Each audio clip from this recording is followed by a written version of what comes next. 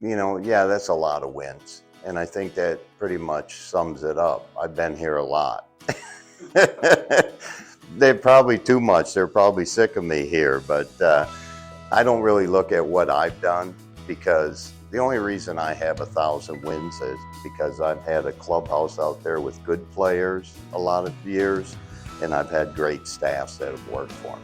Well, it's always exciting. There's no doubt that's the best time of your managerial stint is when you can call a guy in and tell him he's going up to the big leagues for the first time.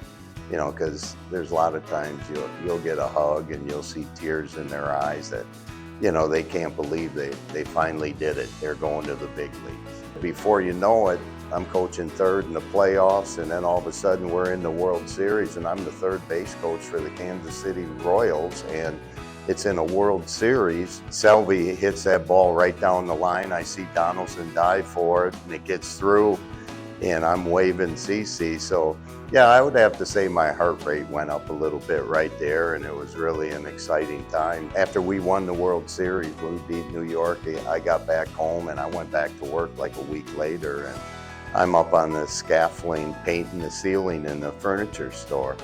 And somebody walked in, and they go, "Mike, what are you doing?" I said, "Hey, I'm painting the ceiling." He goes, "You just won the World Series last week. Your team won the World Series." I said, "Well, now I move on and I got my winter job." So, you just go from one to the next, and that's relaxing to me. I think being royal means that you have a job to do and it's on the baseball field.